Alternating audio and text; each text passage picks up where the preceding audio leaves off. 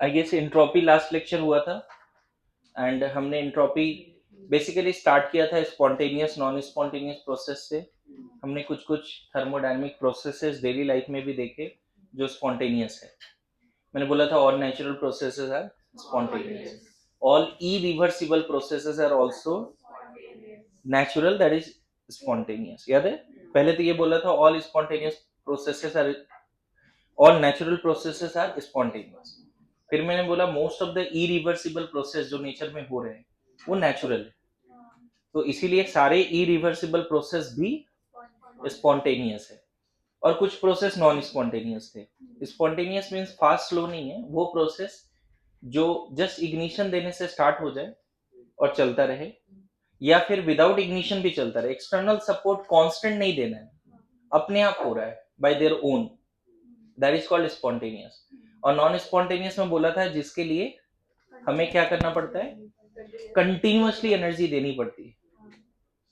जैसे फ्रिज ठंडा तब रहेगा जब कंटिन्यूअसली इलेक्ट्रिसिटी देते रहो, तो वो प्रोसेस में क्या होता है, फ्रिज के अंदर से हीट जो है बाहर फेंका जाता है, इलेक्ट्रिसिटी वो काम करता है, तो अंदर ठंडा रहता है। कंटिन्यूअसली होता है, जैसे ये रूम ठंडा तब रहेगा जब एसी ऑन रहेगी हमेशा, तो एसी का क्या काम है, इलेक्ट्रिकल एनर्जी कंटिन्यूअसली कंज्यूम करना और इस रूम से हीट को बाहर फेंकना, इसीलिए यह ठंडी लगती है, ठीक ठाक लगता है।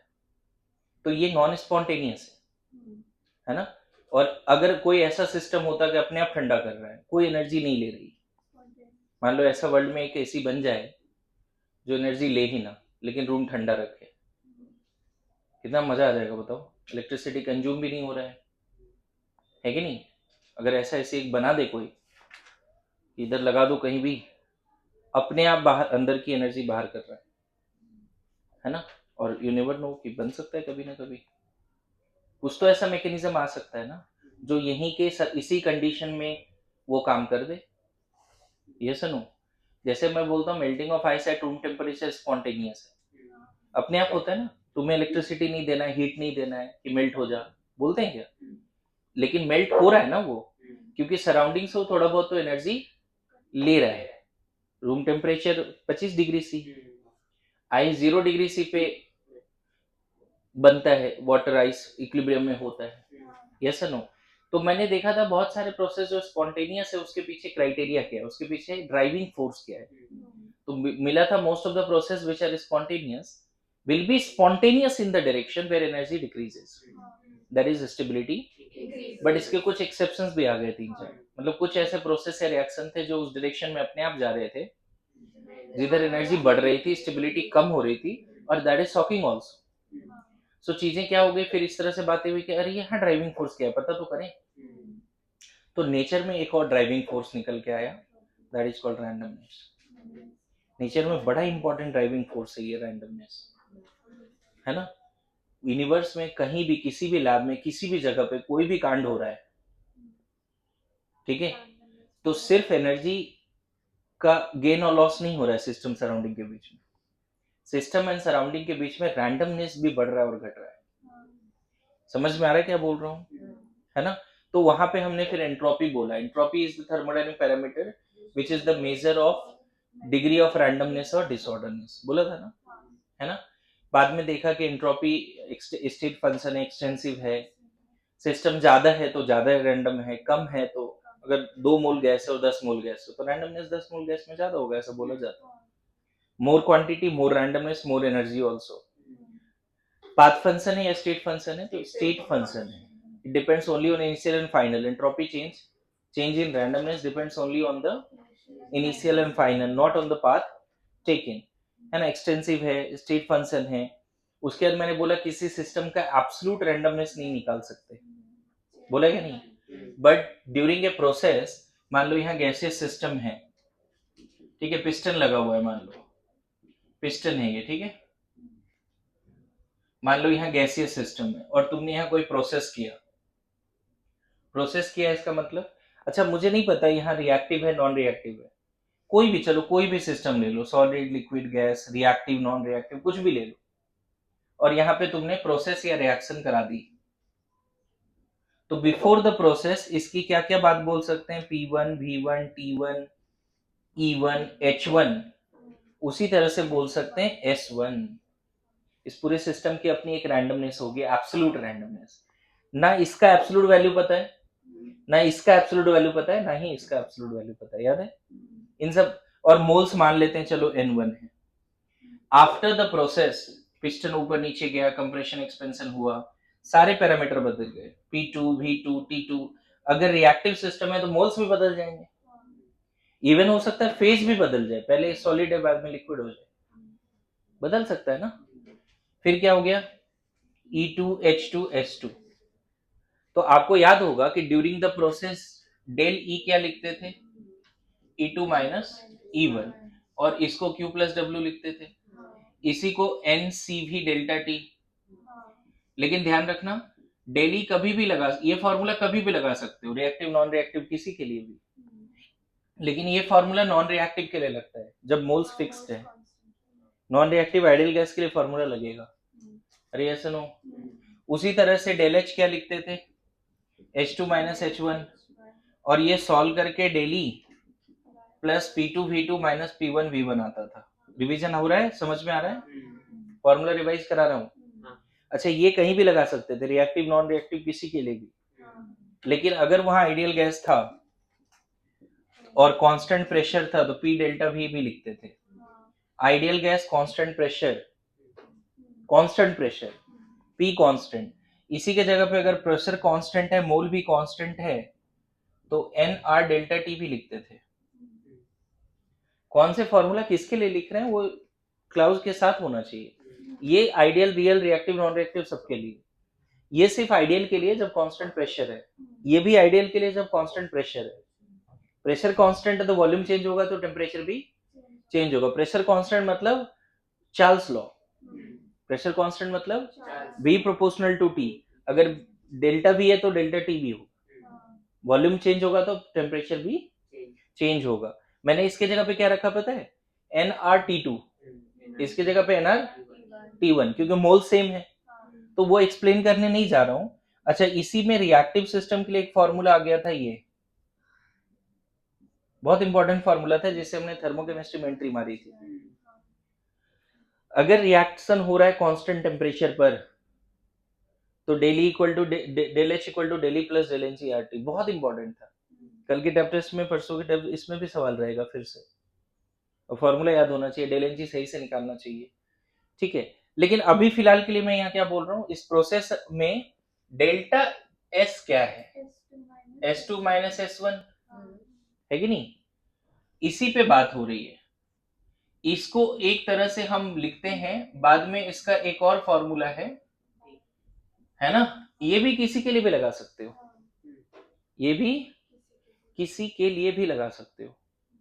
मतलब ये दोनों जनरल फॉर्मूला है, final entropy minus initial entropy, whether the system is reactive non reactive, whether it is gaseous liquid solid, कुछ भी हो, ये दोनों फॉर्मूला सबके लिए लगा सकते हो, गुड टू गो, है ना। लेकिन अगर मान लो यहाँ पे बात करते हैं कि कोई रिएक्शन है ना, कोई रिएक्शन है, रिएक्टिव सिस्टम है, A of A B of B, है ना। अब पॉइंट्स वाइज लिखना शुरू कर देना लेक्चर नंबर देकर, लेकिन पहले समझ लो क्या लिखना है। अगर कोई रिएक्टिव सिस्टम है तो क्या होगा, अगर कोई रिएक्टिव सिस्टम है तो क्या होगा बताओ।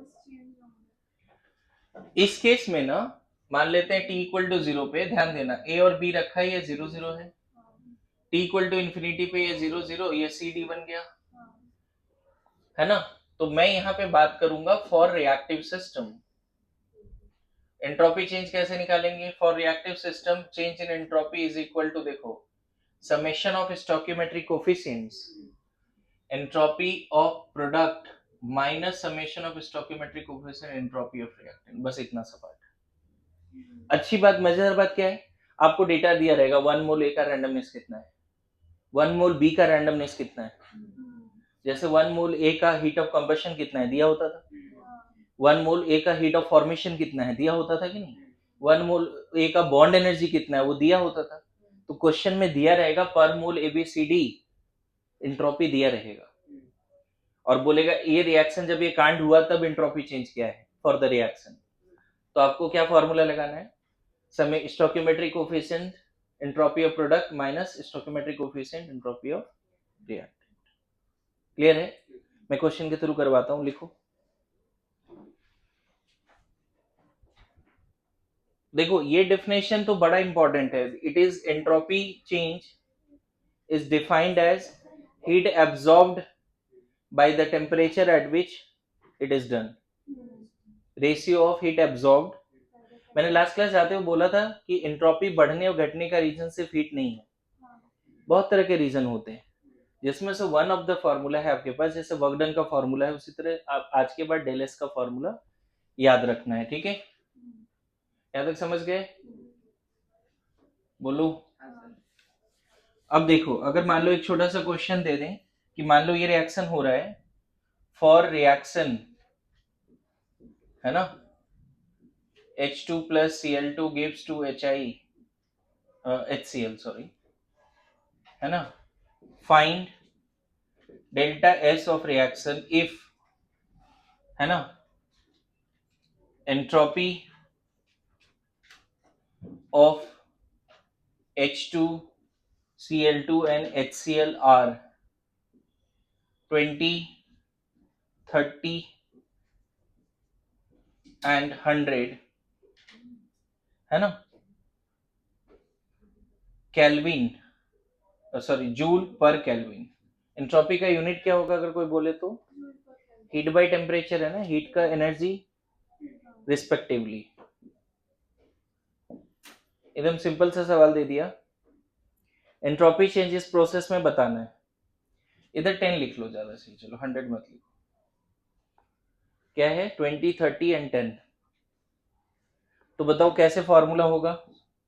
अभी जो बताया रिएक्शन के लिए, del S of the reaction is equal to product का कोफिशिएंट 2 है और उसका 10 वैल्यू है, माइनस 1 इंटू 20 प्लस 1 इंटू 30। इतना सिंपल लगा सकते हैं। थर्मोकेमिस्ट्री का हेल्प अगर हो जाए तो बड़ा जल्दी बन जाएगा एंट्रोपी चेंज। कितना आ गया? नेगेटिव आ गया, माइनस 30 जूल पर केल्विन। जब भी ये कांड होगा, सिस्टम की रैंडमनेस इतना से घट जाएगी। जब भी 1 मोल H2 और 1 मोल Cl2 रिएक्ट करके 2 मोल HCl बनाएगी, सिस्टम की रैंडमनेस कितने से घट जाएगी? 30 जूल से घट जाएगी। और होना भी चाहिए। मान लो पहले यहाँ पे H2Cl2 है, ठीक है, बाद में HCl है, ये 1 मोल है और बाद में 2 मोल HCl है। बताओ कौन ज्यादा रैंडम है इस केस में? जब यहाँ भी 2 मोल गैस है, वहां भी 2 मोल गैस है, लेकिन रैंडम एंड डिसऑर्डरनेस यहाँ दोनों आ सकता है। यहाँ सिर्फ रैंडमनेस आएगा। ज्यादा रैंडम कौन है? H2Cl2 एलोन या ओनली HCl? तो इस कांड में रैंडमनेस घटेगा, कोई दिक्कत है उसमें? इस प्रोसेस में रैंडमनेस डेल्टा एस कम होगा, डेल्टा एस नेगेटिव होगी। एस कम होगा, डेल्टा एस नेगेटिव होगा, एस नेगेटिव नहीं होगा, डेल्टा एस नेगेटिव होगा। एंट्रोपी जो एस इनिशियल है और एस फाइनल है, तो हम बोलेंगे एस फाइनल कम है एस इनिशियल से। पूरी बात आ रही है समझ में? तो बताओ जो भी उधर बताया वो रिएक्शन के समय निकाल पाएंगे कि नहीं? During a chemical reaction how to find entropy change, यहाँ तक समझ गए? बोलो। देखो एंट्रोपी चेंज का बहुत सारा फॉर्मूला है, लेकिन हम पहले समझ लेते हैं फैक्टर्स अफेक्टिंग, है ना, एंट्रोपी स्पेशली ऑफ सिस्टम। लिखो हेडिंग दो, factors affecting entropy of a system. Factors affecting entropy of a system. Factors affecting entropy of a system. Factors affecting entropy of a system. Now देखो यहाँ पे सबसे पहला part, solid से अगर liquid गया है तो by default entropy change positive बोलो। कभी भी, है ना, सॉलिड से डायरेक्ट गैस गया है, क्या बोल देंगे? कौन ज्यादा रैंडम है बच्चे? सिस्टम की रैंडमनेस क्या होगी? पहले सिस्टम में सॉलिड था, बाद में उसी सिस्टम में लिक्विड है। पहले आयरन सॉलिड था, बाद में वो पूरा मेल्ट हो गया, तो सिस्टम की रैंडमनेस क्या हो गई, बढ़ गई। पहले सिस्टम में सिर्फ सॉलिड था, बाद में वो पूरा गैस में चेंज हो, उसी डब्बे के अंदर कहीं गया नहीं है। पहले डब्बे के अंदर सॉलिड था, अब वो गैस हो गया, बढ़ेगी या नहीं बढ़ेगी, है ना। पहले मान लो लिक्विड था, बाद में वो गैस में चेंज हो गया, बढ़ेगी ना। पहले वाटर था डब्बे के अंदर, बाद में पूरा वेपर बन गया, बढ़ेगी। समझ में आया। तो इस पूरे एग्जाम्पल से समझ में आ रहा है, सॉलिड से लिक्विड, लिक्विड से गैस अगर जाएगा तो इस डायरेक्शन में रैंडमनेस क्या हो जाएगी, बढ़ेगी। क्यों, सॉलिड पार्टिकल के बीच में ना जो फोर्स होता है वो स्ट्रॉन्गेस्ट होता है, तो solid particle can only vibrate about their mean position. Solid particle mean position के अबाउट वाइब्रेट करेगा, समझ में आ रहा है। सॉलिड पार्टिकल मीन पोजीशन के अबाउट वाइब्रेट करेगा, क्लियर हो रहा है। लिक्विड पार्टिकल मीन पोजीशन मतलब वाइब्रेट भी करेगा, स्लिप भी करेगा ओवर ईच अदर। देखो लिक्विड पार्टिकल भी आपस में टच में होता है। जैसे मैं बताऊं, ये सॉलिड पार्टिकल ये आयरन एटम से बना है, तो क्या यहाँ एक आयरन एटम दूसरे आयरन एटम पे स्लिप करेगा क्या, इसमें स्लिप नहीं करेगा, they can only vibrate along the mean position. Solid में से वाइब्रेशंस होंगे, क्लियर हो रहा है। लेकिन इसके अंदर जो पानी है वाटर, उसके वाटर मॉलिक्यूल के बीच में फोर्स स्ट्रॉन्गेस्ट था या सॉलिड के बीच में स्ट्रॉन्गेस्ट था, तो फोर्स स्ट्रॉन्गेस्ट होगा तो उसको रैंडमनेस का ऑप्शन नहीं मिलेगा। यहाँ पे water molecule can slip over each other, that's why water flow, solid flow नहीं करता है। तो liquid molecules can have vibration as well as sliding motion, लेकिन what about gas, gas particle तो आपस में टच में भी नहीं, they have zigzag motion throughout the space in which it is kept, yes or no। तो इसीलिए बात एकदम रटना है। उल्टा अगर हो गया तो गैस से लिक्विड, लिक्विड से सॉलिड, तो कंफ्यूज नहीं होना है, हमेशा दोनों बातें ध्यान में रखना है कि किस डायरेक्शन में जा रहे हैं। जल्दी जल्दी लिखो। देखो हो क्या रहा है, हम लोग रैंडमनेस को समझने का कोशिश कर रहे हैं with examples as well as the factors, है ना, ठीक है।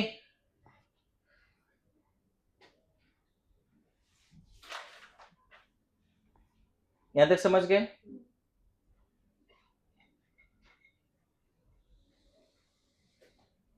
कुछ पॉइंट्स और देता हूं।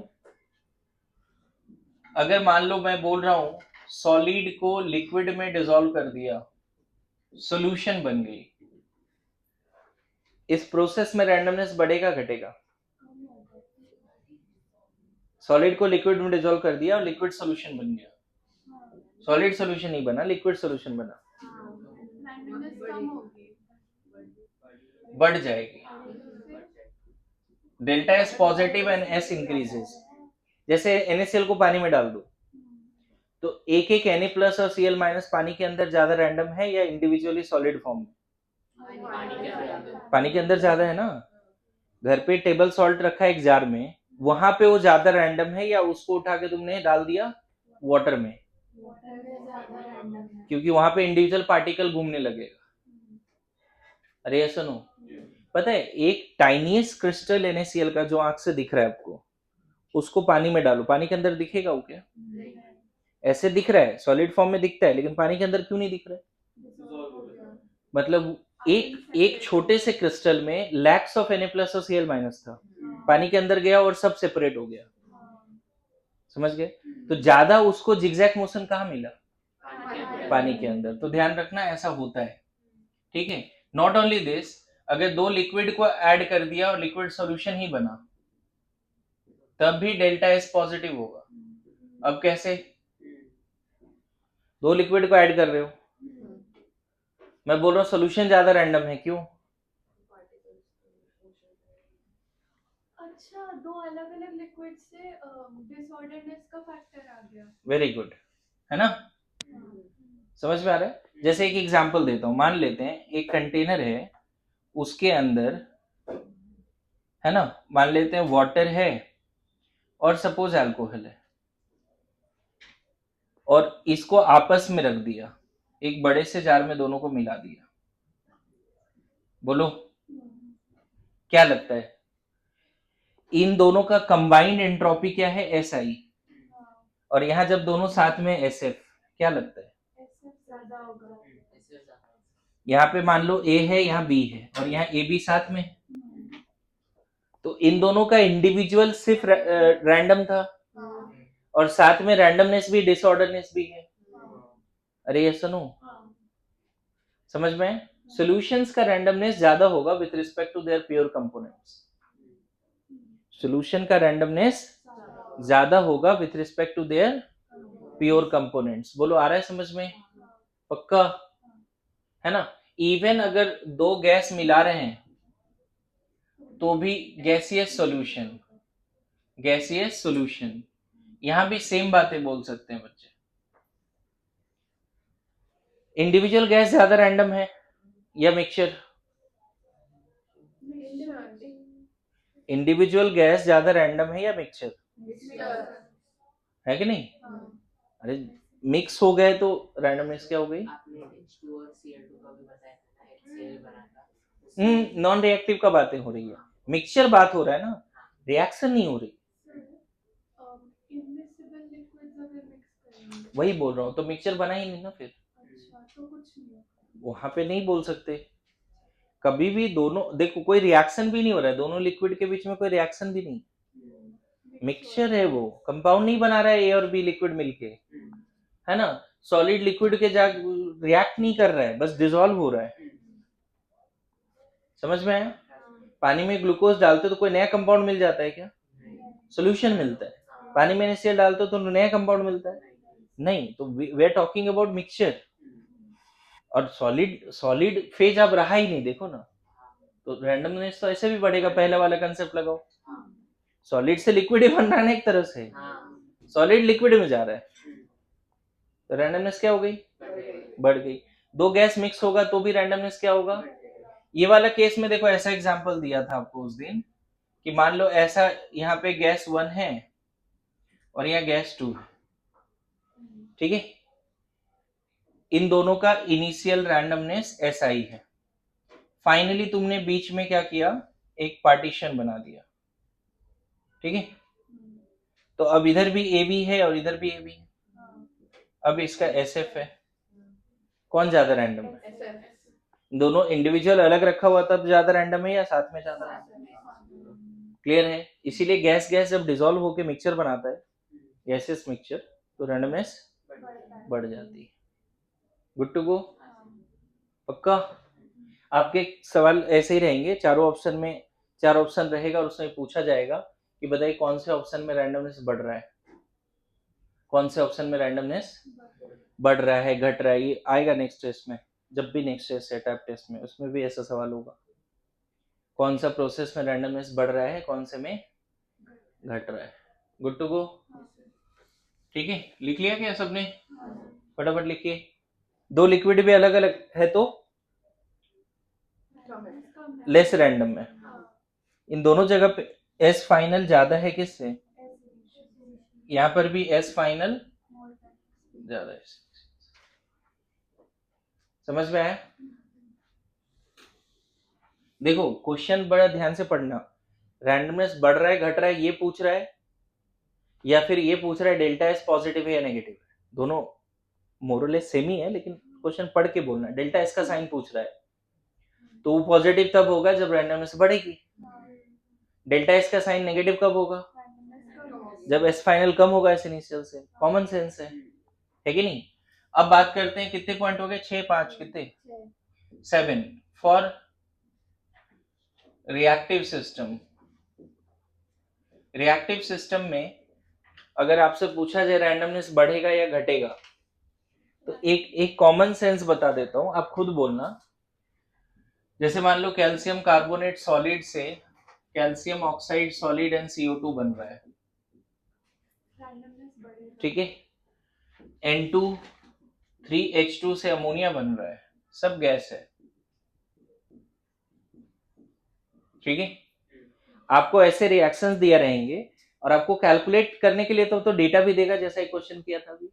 बोलता है डेल्टा S का वैल्यू बताओ, अभी क्या ना H2Cl2 डेटा दिया था तो वो तो निकाल ही रहे थे फॉर्मूला से, लेकिन तुमसे ऐसा नहीं पूछ के बोलेगा ये रिएक्शन हुआ है कांड हुआ है, तो रैंडमनेस पॉजिटिव है या नेगेटिव है, बढ़ा या घटा है, डेल्टा एस पॉजिटिव है या नेगेटिव है, ओवरऑल रैंडमनेस बढ़ा या घटा, ये इस तरह के सवाल पूछेंगे। एग्जैक्ट वैल्यू नहीं पूछेगा, जब भी वैल्यू पूछेगा तो वहां डेटा दिया रहेगा, रिएक्शन हो। लेकिन रिएक्शन दे के अगर पूछ दिया कि डेल्टा एस बढ़ रहा है घट रहा है, तब कैसे करेंगे? तब कैसे करेंगे? पहला वाला कम हो रहा है, प्रोडक्ट में गैस है तो रैंडमनेस बढ़ना चाहिए और दूसरे में कम होना चाहिए। हाँ सर पहले रैंडमनेस ज्यादा था, फिर वो ब्रेक हो गया तो कम हो गया रैंडमनेस। देखो फर्स्ट केस में सॉलिड है, पहले सिस्टम में डब्बे के अंदर सॉलिड है, बाद में उसी डब्बे के अंदर क्या है? सॉलिड गैस दोनों है, बताओ। रैंडमनेस बढ़ेगा तो डेल्टा एस इसका क्या बोले, ग्रेटर देन 0, रैंडमनेस बढ़ गया। अच्छा पहले डब्बे के अंदर क्या है? 4 मोल गैस है, 2 अलग अलग गैस भी है और 4 मोल गैस भी है, बाद में उसी डब्बे के अंदर क्या है? 2 मोल गैस। अब बताओ। कम होगा आकांक्षा समझ पा रही हो? पहले 4 मोल गैस है, बाद में 2 मोल गैस है। अगर तुम जानते हो एक्सटेंसिव है तो more moles of gas more randomness, initially ज्यादा था ना। इनिशियली यहाँ पे क्या है, N2 और H2 है 1N3 राइट, और इसको SI मान लो, बाद में उसी डब्बे के अंदर अमोनिया आ गया, इसको मान लो SF। बताओ क्या लगता है, ये दोनों का इनिशियल ज्यादा है या फाइनल ज्यादा है? तो इनिशियल ज्यादा है S फाइनल से, मतलब डेल्टा एस लेस देन 0 हुआ ना, क्योंकि डेल्टा एस होता है final minus initial. Delta S क्या होता है बच्चे? S final minus S initial, तो नेगेटिव नहीं आएगा क्या ये? तो लेस देन 0 बोलेंगे ना। तो इस रिएक्शन का डेल्टा एस लेस देन 0 और रैंडमनेस ओवरऑल क्या हुआ? जब रिएक्टेंट प्रोडक्ट में गया तो रैंडमनेस क्या हुई? तो क्या अभी आपके पास ये पावर आ रहा है धीरे धीरे कि कोई रिएक्शन में हम बढ़ेगा घटेगा बता पाएंगे या नहीं? तो उसके लिए एक और हेल्प कर देता हूं, देखो अगर del N G greater than 0 है तो रैंडमनेस बढ़ेगा ही बढ़ेगा। गैसियस प्रोडक्ट ज्यादा है with respect to gaseous reactant तो रैंडमनेस बढ़ेगा। दूसरा del N G less than 0 है तो रैंडमनेस कम होगी। डेल एन जी समझते हो? लेकिन अगर डेल एन जी 0 है तो डिपेंड्स, इस पे रियल टाइम में कॉल लेंगे। डेल एन जी 0 है ना तो रैंडमनेस बढ़ेगा या घटेगा और रियल टाइम में कॉल लेंगे। Good to go. बड़ा अच्छा है, आप रिएक्शन देखो, डेल एन जी देखो, अगर डेल एन जी पॉजिटिव तो एंट्रोपी बढ़ रहा है, मतलब प्रोडक्ट की रैंडमनेस ज्यादा है रिएक्टेंट के रिस्पेक्ट। अब बताओ इसका डेल एन जी क्या है इस रिएक्शन का? इस रिएक्शन का डेल एन जी है क्या, एग्जैक्ट वैल्यू बताओ। डेल एन जी नहीं निकाल पाते इसलिए डेल एच और डेल ई में रिलेशन नहीं आता। गैसियस प्रोडक्ट का कोफिशिएंट माइनस गैसियस रिएक्टेंट का कोफिशिएंट, गैसियस प्रोडक्ट सिर्फ एक है, रिएक्टेंट वगैरह है ही नहीं। इसमें डेल एन जी बताओ। 2 -4 ना, -2, तो डेल एन जी नेगेटिव तो डेल्टा एस घटा। देखो ये शॉर्टकट याद रखा तो काम हो जाएगा। इस तरह से जस्टिफाई करने का जरूरत नहीं पड़ेगा कि पहले ज्यादा गैस है बाद में कम है, ऐसा करने का जरूरत नहीं पड़ेगा। क्लियर हुआ? क्या कोई भी रिएक्शन का आप बता सकते हो डेल एन जी? बोलो पक्का? बढ़ रहा है घट रहा है, एंट्रोपी बढ़ेगा या घटेगा बता पाओगे?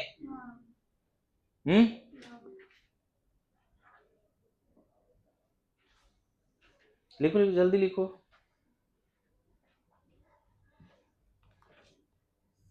डिसऑर्डरनेस से भी बोल सकते कर सकते हैं, लेकिन ये शॉर्टकट याद रखो ना, रिएक्शन के लिए ही लगा दो, बेस्ट है ना। आगे बढ़े।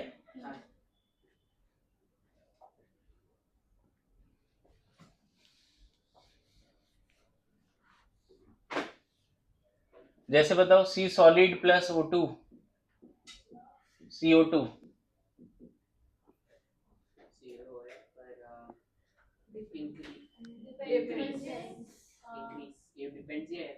डिपेंड्स है, लेकिन कॉल तो करना पड़ेगा ना, कॉल लेना पड़ेगा।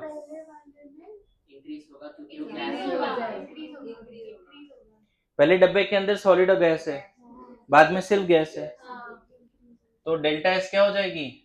देखो डेल एन जी 0 है, फिर भी कॉल ले पा रहे हैं ना हम लोग, हाँ, है ना। एंट्रोपी बढ़ेगी क्योंकि सॉलिड से लिक्विड में जा रहा है, सॉलिड से गैस में जा रहा है। बोलो, पक्का आ रहा है समझ में? अच्छा, PCl5 gas gives PCl3 gas plus Cl2 gas, one delta S, product का ज्यादा है। डेल एस बढ़ेगा, हाँ, रैंडमनेस बढ़ेगी, डेल्टा एस पॉजिटिव। हाँ, आ रहा है समझ में सबको? थोड़ा फास्ट लिखिए, एग्जांपल दे रहा हूँ, क्वेश्चंस कर रहे हैं, है ना। सब लोग हो पा रहा है, समझ पा रहे हैं? हाँ, C solid plus CO2 gas gives twice of CO gas.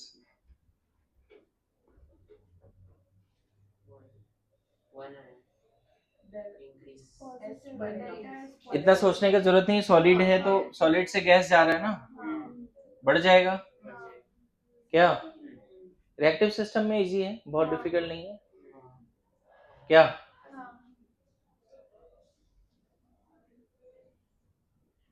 H2CO3 मान लो सॉलिड है, ये H2O gas and CO2 gas में जा रहा है मान लो। चलो इसको लिक्विड ले लेते हैं, अब बताओ बढ़ जाएगा? क्लियर है? मुझे बताओ, अब ये पावर आ रहा है, कोई भी रिएक्शन में बता सकते हो? एक और बताओ, चलो H2 गैस से 2H गैस एटम बन रहा है, पहले 1 मोल गैस है, बाद में 2 मोल गैस है, बढ़ जाएगा? Very good. पता है ये प्रोसेस ना एंडोथर्मिक है, बॉन्ड डिसोसिएशन की बात है। फॉरवर्ड डायरेक्शन में एनर्जी बढ़ रहा है और रैंडमनेस भी बढ़ रहा है। तो ये फॉरवर्ड डिराइव कौन कर रहा है? एनर्जी नहीं डिराइव कर रहा है, इसको डिराइव करने का काम कौन कर रहा है? क्योंकि फॉरवर्ड डायरेक्शन में रैंडमनेस बढ़ रहा है। क्लियर हो रहा है जी? तो किसी भी रिएक्शन में आपसे पूछा जा सकता है। अब इतना करने के बाद टाइप टेस्ट में क्वेश्चन दे रहा हूं, उसके बाद भी नहीं बनता तो मुझे तो बहुत दुख होता है, तुम्हें ना हो तो अलग बात है ना।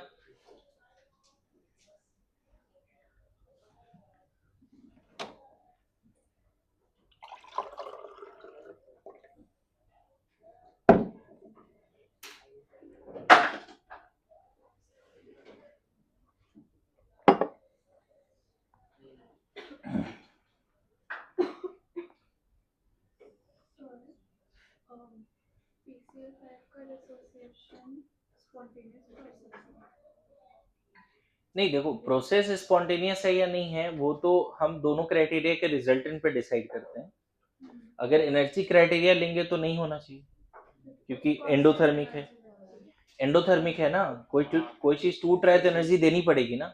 एनर्जी क्राइटेरिया के हिसाब से फॉरवर्ड नहीं जाना चाहिए, लेकिन रैंडमनेस के क्राइटेरिया के हिसाब से तो दोनों क्राइटेरिया एक दूसरे को अपोज कर रहा है। अब गिवन कंडीशन में फॉरवर्ड जाएगा या बैकवर्ड जाएगा ये डिसाइड करता है डेल्टा जी, जो लास्ट थर्मोडायनामिक पैरामीटर है, गिव्स फ्री एनर्जी। तो उस पर बात कर लेंगे अभी। लेकिन तुम ऐसे बोल के सिर्फ ये नहीं बोल सकते कि सर फॉरवर्ड में रैंडमनेस बढ़ रहा है इसीलिए स्पॉन्टेनियस होगा इन फॉरवर्ड डायरेक्शन, क्योंकि आपको दोनों का रिजल्ट, दो फैक्टर है ना स्पॉन्टेनियस के लिए, डिक्रीज इन एनर्जी और इंक्रीज इन, और एंड नहीं, दोनों एक दूसरे से इंडिपेंडेंट भी है। तो हमेशा उस प्रोसेस को स्पॉन्टेनियस बनाने का काम रैंडमनेस ही करेगा ऐसा जरूरी नहीं। रैंडमनेस और delta H, del S and del H का रिजल्टेंट है स्पॉन्टेनिटी का क्राइटेरिया। करेंगे उस पर डिस्कशन करेंगे। अभी सिर्फ सिस्टम की रैंडमनेस बढ़ रही है घट रही है वो पता करो, और उसके बेसिस पे कंक्लूजन मत निकालो को फॉरवर्ड में स्पॉन्टेनियस है। बस हम ये सिस्टम कुछ रिएक्शंस लिख रहे हैं और डिसाइड कर रहे हैं कि रैंडमनेस बढ़ रहा है या घट रहा है। समझ में आ रहा है जी? बोलो, यहां तक क्लियर है सब लोग? नाउ चलो रिएक्शन का पार्ट अब हटा देते हैं। अब मुझे ये बताओ, Fe सॉलिड है मान लो 300 केल्विन पे, और इसको हीट करके Fe सॉलिड लेके चले गए 500 केल्विन पे। सॉलिड सॉलिड ही है, बट व्हाट अबाउट रैंडमनेस? कम होगा, इनवर्सली प्रोपोर्शनल टू टेम्परेचर। वो एक फॉर्मूला है, वो अलग बात है, उस पर बात कर लेंगे। इस केस में इंडिविजुअल पार्टिकल की जो वाइब्रेशंस होगी बढ़ेगी ना। सॉलिड सॉलिड ही है लेकिन हाई टेम्परेचर पे ज्यादा वाइब्रेट होगा ना, तो डेल्टा एस बढ़ जाएगी। Solid at high temperature more random with respect to solid at low temperature, ये कंसेप्ट है। Solid at high temperature more random, reaction वाला पार्ट हो गया बच्चे ना, कुछ और बातें डिस्कस कर रहे हैं। तो सर ये टेम्परेचर वाला क्राइटेरिया देखो उस फॉर्मूला के अंदाज से मत समझो। अच्छा तुम ऐसे कैसे सोच रहे हो कि dq/t, तुम ये सोच रहे हो कि टेम्परेचर बढ़ रहा है तो घटना चाहिए। टेम्परेचर बढ़ रहा है तो हीट भी तो दिए हो तुम, टेम्परेचर बढ़ रहा है तो ये भी तो दिए हो। तुमने कैसे डिसाइड कर लिया कि ये डोमिनेटिंग है ये डोमिनेटिंग? तुम सिर्फ टेम्परेचर देख रहे हो, और टेम्परेचर कब बढ़ेगा? जब तुम, तो ये रेशियो ग्रेटर देन 1 नहीं आ सकता है क्या? ये रेशियो बढ़ सकता है कि नहीं? Yes no? तो सिंपल सा है कि ये नहीं लगा के आप ये दिमाग लगा लो कि solid at high temperature more random, क्योंकि सॉलिड अगर हाई टेम्परेचर पे है तो उसकी जिगजैग मोशन ज्यादा होगी। नॉट ओनली दिस, ऐसे भी सोच सकते, मान लो यहाँ N2 गैस है, इधर ध्यान देना 5 लीटर है और यहाँ 25 डिग्री सी पे, और हमने क्या किया, अभी भी 5 लीटर ही रखा है, N2 गैस 100 डिग्री सी पे कर दिया, क्या बोलेंगे? मोर टेम्परेचर पे गैस की भी स्पीड अलग अलग होगी, तो यहां भी रैंडमनेस क्या होगा, है ना। N2 गैस है 25 डिग्री सी, है ना, अगर उसको लेके चले गए N2 gas at 100 degree C, keeping volume constant, तो रैंडमनेस क्या हो जाएगी, बढ़ जाएगी। Gas at high temperature more random with respect to gas at low temperature. आप देखते हो ना समर के दिनों में आंधी तूफान आती है, हवा तेज चलती है, क्यों? टेम्परेचर बढ़ गया ना, हर मॉलिक्यूल का तो जा रैंडम हो गया। अरे ऐसा नो, समझ में आ रहा है? Solid at high temperature more random, gas at high temperature more random, even liquid at high temperature more random. Clear है? Solid at high temperature more random, liquid gas at high temperature more random. समझ में आया जी? Statement को लिखाने से पहले तो example दे रहा हूं, उससे भी लोग समझ जाएंगे। स्टेटमेंट लिखाने से पहले एग्जाम्पल भी तो दे रहा हूं। अच्छा कभी कभी ऐसा होगा बच्चे, मान लेते हैं टेम्परेचर कांस्टेंट है, ठीक है, यहाँ पिस्टन लगा हुआ है, ध्यान देना, यहाँ मान लेते हैं N2 गैस है 5 लीटर कंटेनर में, कांस्टेंट टेम्परेचर पर हम क्या कर रहे हैं, टेम्परेचर नहीं बदल रहा है, ध्यान देना, टेम्परेचर अभी भी 25 डिग्री सी है और यहाँ भी 25 डिग्री सी है, लेकिन वॉल्यूम कर दिया अब 10 लीटर। N2 गैस नहीं बदला, N2 गैस 1 मोल है, यहाँ भी 1 मोल है। नाउ यू टेल मी, इस प्रोसेस में रैंडमनेस बढ़ेगा घटेगा? टेम्परेचर नहीं बदला मैंने, 5 लीटर में 1 मोल गैस था, अभी 10 लीटर में 1 मोल गैस, स्पेस बढ़ गया ना। इवन कांस्टेंट टेम्परेचर पे भी अगर एक्सपेंशन हो रहा है, आइसोथर्मल एक्सपेंशन में रैंडमनेस बढ़ जाएगी। आइसोथर्मल एक्सपेंशन में ये एक तरह से क्या है, आइसोथर्मल एक्सपेंशन है ऑफ आइडियल गैस। क्या होगी, टेम्परेचर नहीं बदला फिर भी रैंडमनेस बढ़ रही है, क्यों? टेम्परेचर नहीं बदला जी, क्या टेम्परेचर ही फैक्टर है रैंडमनेस बढ़ाने के लिए? नहीं, मेरी बात समझ रहे हो ना? टेम्परेचर ही फैक्टर है रैंडमनेस बढ़ाने के लिए, क्या? नहीं, समझ में आ रहा है? सो gas at low pressure high volume more random, concept क्या लिखेंगे, gas at low pressure high volume at constant temperature is more random. Gas at low pressure high volume constant temperature more random, है ना। अगर आप gas की volume बढ़ाते हो या प्रेशर कम करते हो लेकिन टेम्परेचर कांस्टेंट है तो रैंडमनेस बढ़ेगी। गैस का या तो वॉल्यूम बढ़ाओ या ऐसे ये दोनों साथ में ही होगा, टेम्परेचर कांस्टेंट है तो। फिर से समझना, अगर टेम्परेचर कांस्टेंट है, समझ रहे हो, तो अगर वॉल्यूम बढ़ रहा है तो प्रेशर कम होगा ही होगा, ऑटोमेटिक बॉयल्स लॉ लगेगा। Yes no? तो gas at high volume, low pressure, more random, provided temperature constant. क्या यहां तक समझ गए सब लोग? बोलो। गैस एट, इसीलिए तो बोलते हैं कि अगर मिक्सिंग होती है तो एक्सपेंशन एक तरह से। ये वाला जो क्वेश्चन था बच्चे कि दो अलग अलग जार में गैस है, यहाँ बल्ब लगा हुआ है, मान लो यहाँ N2 है, यहाँ आर्गन है। जैसे ये बल्ब हटाते हैं तो कांस्टेंट टेम्परेचर पे N2 के लिए डबल वॉल्यूम हो गया। N2 पहले 5 लीटर में था, अभी दोनों कंटेनर में। आर्गन पहले इसमें था, अभी दोनों में है। अरे ऐसा नो, जैसे ही बल्ब हटाओगे यहाँ पे टेम्परेचर में चेंज नहीं आएगा, लेकिन this is isothermal expansion. N2 के लिए वॉल्यूम डबल हो गया, आर्गन के लिए वो वॉल्यूम इस प्रोसेस में, इसीलिए intermixing of two gas at constant temperature will increase the. और पता है यहाँ पे तुम ये भी कॉल ले सकते हो कि स्पॉन्टेनियस है। यहाँ इंथैल्पी देखने का भी जरूरत नहीं है कि भाई साहब मिक्सिंग ऑफ गैस तो स्पॉन्टेनियस होगा ही, अपने आप होगा। यहाँ पे सिर्फ एंट्रोपी ही ड्राइव कर दिया प्रोसेस को। बहुत बार क्या होता है कि हमें कॉल लेना है कि रैंडमनेस बढ़ रहा है तो क्या सही में स्पॉन्टेनियस होगा, तो हमें बहुत बार एनर्जी भी देखनी पड़ती है। डेल्टा एच और डेल्टा एस दोनों मिला के डिसाइड होता है कि रैंडमनेस बढ़ेगा या घटेगा। Good to go. लेकिन इस केस में तो डायरेक्ट बोल देना।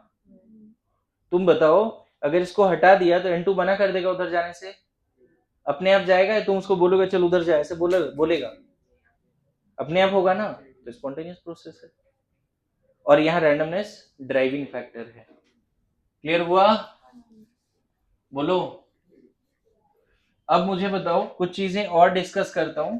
रबर बैंड, जो हेयर बैंड होता है, हेयर बैंड वगैरह जो होता है एक्स्ट्रा कोई किसी के पास? एक्स्ट्रा है, हाँ देखो, ये देखो, ये जो रबर बैंड है अभी अभी जो है अनस्ट्रेच्ड है, राइट, है ना? अनस्ट्रेच रबर बैंड, ठीक है, से स्ट्रेच कर दिया, स्ट्रेच रबर बैंड। बताओ इस प्रोसेस में रैंडमनेस क्या होगी, बढ़ेगी घटेगी?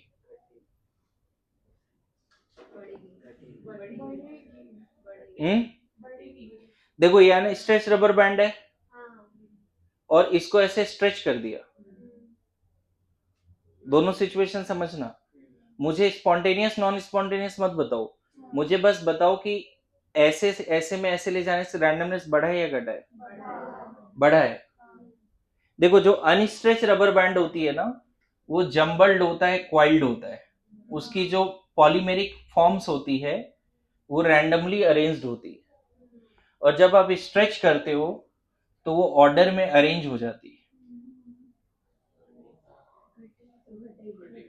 स्ट्रेचिंग ऑफ रबर बैंड्स क्या होता है? कहाँ ज्यादा ऑर्डर है? अनस्ट्रेच में ज्यादा ऑर्डर है या स्ट्रेच में? यहाँ पे ऑर्डर है ही नहीं, जम्बल्ड है, क्वाइल्ड है ना? जम्बल्ड क्वाइल्ड, समझे? और ये ऑर्डर्ड है, ठीक है? समझ में आ रहा है? क्लियर हो रहा है? कभी कभी ये क्वेश्चन पूछ देते हैं, आइडिया लग रहा है? इतना सोचता था रबर बैंड लगाने के पहले? देखो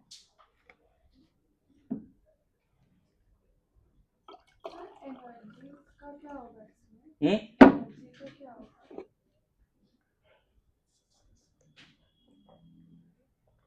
तुमने फोर्स लगाया ना, तो एंडोथर्मिक प्रोसेस से ही बोलो।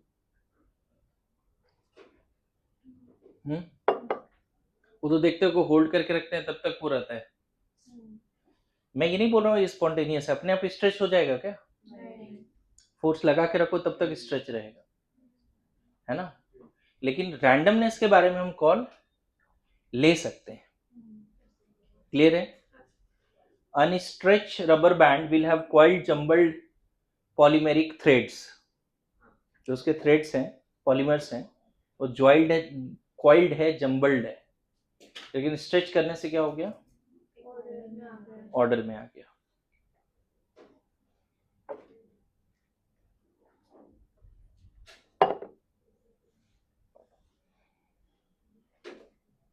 यहां तक ओके है? ओके, एक और क्वेश्चन है। एग खाते हो ना? एग नहीं खाते हो, ठीक है। रॉ एग है और इसको बॉईल कर दिया, बॉइल्ड एग। अब बताओ रैंडमनेस पे क्या कमेंट है? कम होगा। क्योंकि पहले लिक्विड है, बाद में सॉलिड हो गया। Very good. क्या सब लोग सही है चीज में? हाँ, देखो बायो पॉइंट ऑफ व्यू से क्या कंसेप्ट है यहाँ पे समझना। बायो पॉइंट ऑफ व्यू से क्या कंसेप्ट है समझिए। जो रॉ एग होता है ना, वो लिक्विड होता है, नो डाउट, उसमें कोई डाउट नहीं है। और बॉइल्ड एग सॉलिड होता है, इसमें भी कोई डाउट नहीं है। लेकिन रॉ एग में ना जो प्रोटीन मॉलिक्यूल होता है उसका प्रॉपर हेलिकल स्ट्रक्चर होता है, प्रॉपर ऑर्डर्ड होता है रॉ एग में। और बॉइल्ड एग में ना डीनेचुरेशन ऑफ प्रोटीन हो जाता है, मतलब सॉलिड है बट वो एमॉर्फस सॉलिड है। पता है, कुछ सॉलिड होते हैं क्रिस्टलाइन और कुछ सॉलिड होते हैं एमॉर्फस। क्रिस्टलाइन सॉलिड का मतलब होता है कि उसके कंस्टिट्यूएंट पार्टिकल्स के बीच में लॉन्ग रेंज अरेंजमेंट होता है, प्रॉपर अरेंजमेंट होता है। और एमॉर्फस सॉलिड का मतलब होता है उसमें कोई अरेंजमेंट नहीं होती। बिल्कुल सॉलिड है फिर भी वो ज्यादा रैंडम है। समझ गए?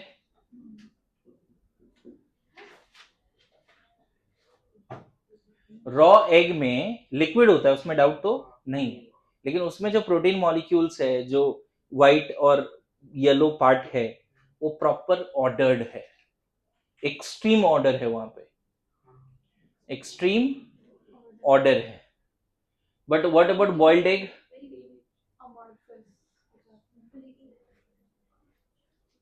पता है, ऐसा नहीं बोल सकते हर सॉलिड ज्यादा लेस रैंडम होगा। कुछ सॉलिड भी ज्यादा रैंडम होते हैं अगर वो एमॉर्फस है तो। समझ में आए? जैसे टायर वगैरह होता है ना, एमॉर्फस सॉलिड, उसको कट करो सही से कट नहीं होता। टायर वगैरह जो, वो कैसा सॉलिड है? एमॉर्फस, है ना? अब कुछ क्वेश्चन दे देता हूं, घर पे ट्राई करना। मिल्क है और उसको कर्ड में चेंज कर दिया, तो रैंडमनेस बढ़ेगा घटेगा? सोचना है आपको, मैं नहीं बता रहा, ये आपके लिए है। ठीक है,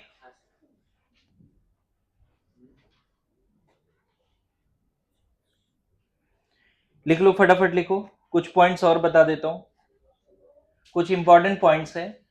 ग्रेफाइट और डायमंड में ग्रेफाइट ज्यादा रैंडम है, लिख लो फटाफट। ग्रेफाइट और डायमंड में ग्रेफाइट ज्यादा रैंडम है। नेक्स्ट एग्जांपल लिखो, रस्टिंग ऑफ आयरन से एंट्रोपी बढ़ती है। आयरन अगर रस्ट हो रहा है ना, इसलिए वो स्पॉन्टेनियस प्रोसेस भी है। रस्टिंग ऑफ आयरन से एंट्रोपी बढ़ती है। जल्दी जल्दी लिखो, लिख लो ना, बाद में समझते हैं। पहला क्या समझा? डायमंड ग्रेफाइट में कौन ज्यादा रैंडम है? ग्रेफाइट। पता है डायमंड में हर कार्बन एटम 4 बॉन्ड से जुड़ा है, जबकि ग्रेफाइट में कार्बन एटम 3 बॉन्ड से जुड़ा है। डायमंड नेचुरल हार्डेस्ट सब्सटेंस है, उसके कंस्टिट्यूएंट पार्टिकल के बीच में थोड़ी भी मोशन नहीं हो पाती। ग्रेफाइट में हो जाता है। ग्रेफाइट में लेयर्ड स्ट्रक्चर होता है, सॉलिड होते हुए वहां स्लिप होता है, तो ग्रेफाइट ज्यादा रैंडम है डायमंड से। उसी तरह प्योर आयरन या रस्ट, उसमें से कौन ज्यादा रैंडम है? मान लो मैं बोलूं आयरन सॉलिड है और रस्ट ऐसा होता है Fe2O3.XH2, तो ये लेस रैंडम है, ये मोर रैंडम। रस्टिंग ऑफ आयरन से क्या बढ़ जाती है? रैंडमनेस बढ़ जाती है। एक और पॉइंट लिखो, पॉलीमराइजेशन और क्रिस्टलाइजेशन से रैंडमनेस कम होती है। ये बात समझ, पॉलीमराइजेशन मतलब समझते हो? बहुत सारे छोटे छोटे यूनिट जुड़ के पॉलीमर बनाए, नहीं? पॉलीमराइजेशन से भी रैंडमनेस कम होती है, क्रिस्टलाइजेशन से भी कम होती है, क्रिस्टलाइजेशन से भी कम होती है। लिखा। Next, dissolution of salt in water randomness बढ़ा देगा। Dissolution of salt in water randomness, वो तो शुरू में बताया था, सॉलिड प्लस लिक्विड सॉल्यूशन, लेकिन उसको वर्ड में लिख लेना ज्यादा अच्छा रहेगा। कभी कभी इस तरह के ऑप्शन रहते हैं कि dissolution of salt in water से रैंडमनेस क्या होगी? क्यों? क्योंकि सॉल्ट मॉलिक्यूल आयन में चला जाएगा और जिगजैग मोशन ज्यादा करेगा। क्रिस्टलाइजेशन समझते हो क्या? जैसे लिक्विड मोल्टेन आयरन है, उसको छोड़ दो कूल डाउन होने के लिए, तो वो iron atom close packed crystalline solid बनाता है। क्लियर है? तो उससे रैंडमनेस क्या होगी? कम होगी। क्रिस्टलाइजेशन एक तरह से लिक्विड से सॉलिड बनना, ऐसे भी समझ सकते हो। नेक्स्ट, जब हम Ag प्लस को HCl से रिएक्शन कराते हैं तो प्रेसिपिटेट बनता है। लिखो, addition of HCl in aqueous solution of Ag plus, addition of HCl, addition of HCl in aqueous solution of Ag plus. यहां मान लो एक्वस सॉल्यूशन है Ag प्लस का और इसमें HCl डालते हो, तो पता है ये HCl ना Ag प्लस से रिएक्ट करके AgCl की प्रेसिपिटेट बना देती है। तो इस केस से रैंडमनेस, प्रेसिपिटेशन से रैंडमनेस कम होती है, ये भी लिख सकते हो। प्रेसिपिटेशन से रैंडमनेस कम होती है, ये भी लिख सकते हो। Good to go? नाउ मैंने बहुत सारे एग्जांपल दिए, जो फैक्टर्स भी और एग्जांपल्स भी हैं। अभी जितना बात लिखा उसे फैक्टर थोड़ी है, एग्जांपल्स भी हैं जिसमें रैंडमनेस बढ़ रहा है और घट रहा है। Good to go? हो सकता है कि जब प्रैक्टिस करो तो एक दो और बातें नया मिल जाए जिसमें रैंडमनेस बढ़ रहा है और घट रहा है, लेकिन वो ना मिले उसके बाद भी कॉपी में जितना लिखा है वो याद होना चाहिए। ठीक है? Now write down.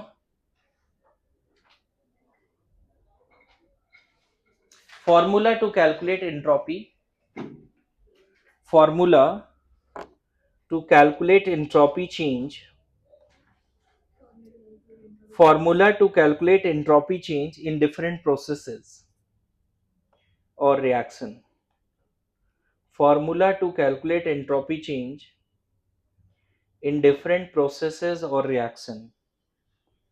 सबसे पहला देखो, अगर सॉलिड से लिक्विड जा रहा है, इतना तो पता है कि एंट्रोपी बढ़ेगा, हमने पढ़ा है, लेकिन एंट्रोपी कैसे बढ़ेगा, कितना बढ़ेगा, वो कैसे कैलकुलेट कर सकते हैं?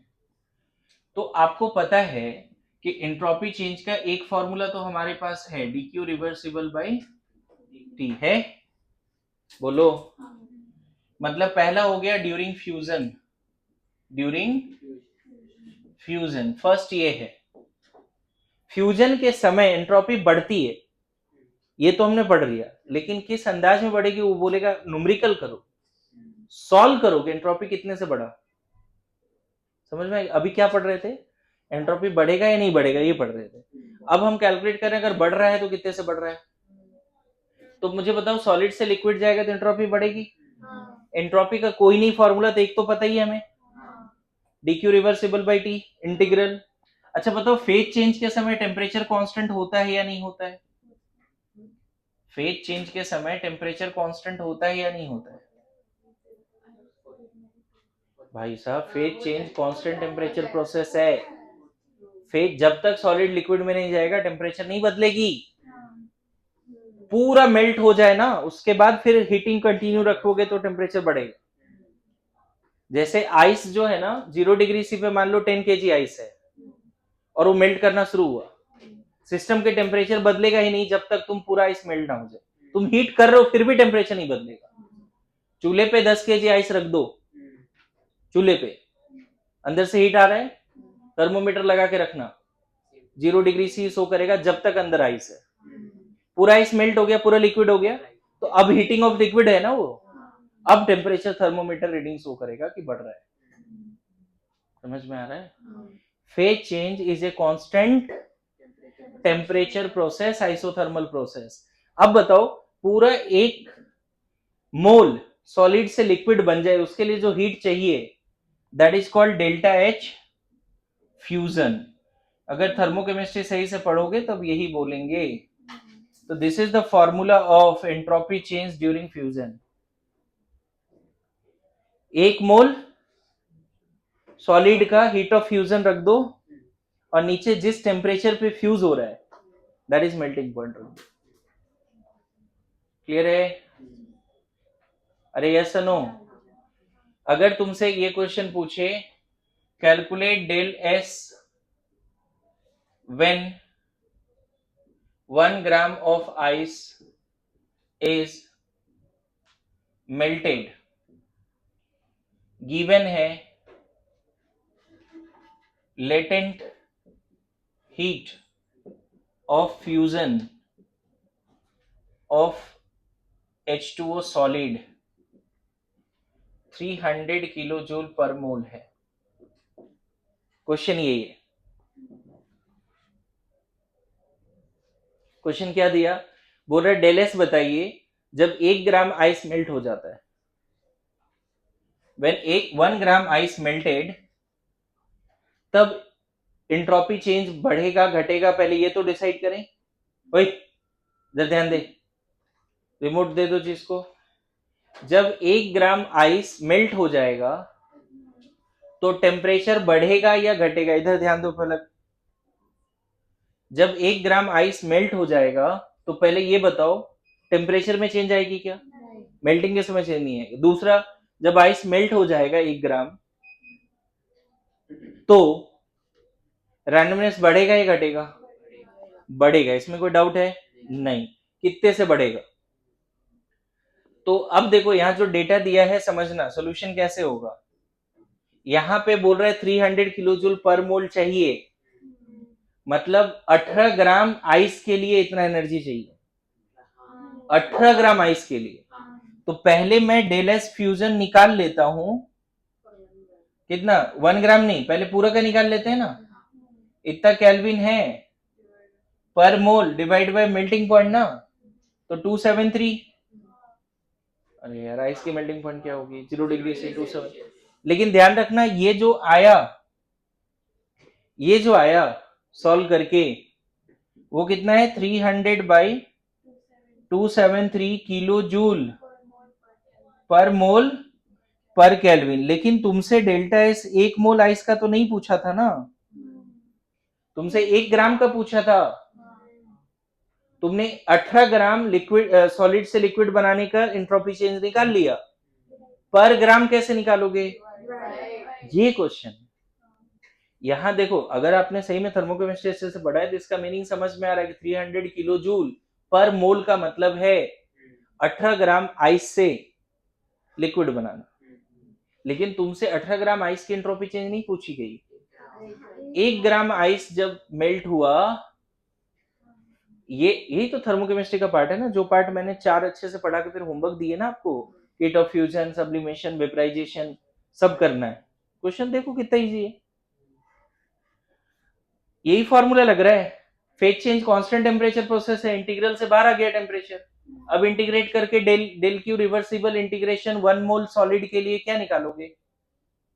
1 मोल सॉलिड के लिए डी क्यू रिवर्सिबल क्या होगा? Del H fusion. वही हीट किस में चेंज हो जाएगा? Del H fusion. तो बताओ, सॉलिड से लिक्विड के समय what is the formula of entropy change? इतना डिराइव भी मत करो, डायरेक्ट ये रटो। फेज चेंज के समय क्या? और जनरली इसका यूनिट क्या रखोगे?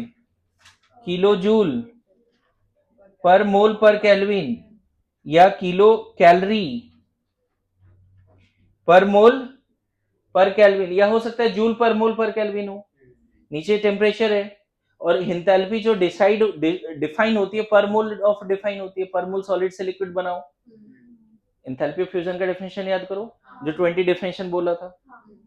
लेकिन होता है कि कभी कभी निकाल तो लोगे लेकिन दिया 1 ग्राम के लिए, तो फिर 18 से, तो इसका आंसर फाइनल क्या आएगा, डेल एस फ्यूजन पर ग्राम क्या होगा 300/273 इंटू डिवाइड बाई 18 ना, और यहाँ किलो जूल ही रहने दो, पर मोल। क्या फेज चेंज के समय कैसे निकालेंगे एंट्रोपी चेंज, समझ में आया। एक मास्टर फॉर्मूला है, आपको याद होगा वर्क डन का भी एक ही फॉर्मूला था, minus of P external integral of P external dV, लेकिन वो 4-5 फॉर्मूला में बदला था, याद है। आइसोथर्मल रिवर्सिबल एक्सपेंशन कंप्रेशन में -2.303 एनआरटी लॉग V2/V1, आइसोकोरिक में 0 हो गया था, आइसोबेरिक में पी डेल्टा वी हो गया था, याद आना चाहिए। तो उसी तरह से एक ही फॉर्मूला है एंट्रोपी का हमारे पास, लेकिन अलग अलग प्रोसेस या रिएक्शन के लिए ये मॉडिफाई हो जाता है। क्लियर है। कभी भी आपको फ्यूजन के लिए बोले फॉर्मूला याद कर लेना है, क्वेश्चन बोले फॉर्मूला लगा के, अगर 1 ग्राम के लिए बोले पहले 1 मोल के लिए निकाल लो, फिर पर ग्राम निकाल लो, और हो सकता है बहुत बार किस्मत अच्छा रहा तो पर मोल ही पूछेगा तुमसे, तो इतना एक्स्ट्रा करने का जरूरत नहीं पड़ेगा, डायरेक्ट डिवाइड कर दो।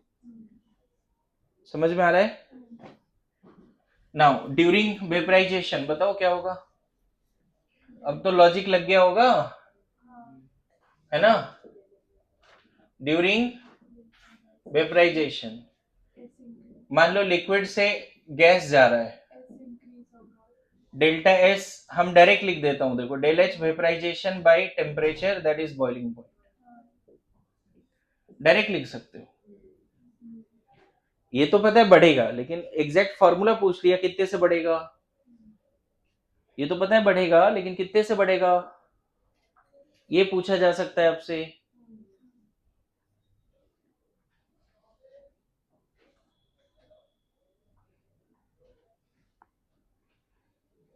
ठीक है।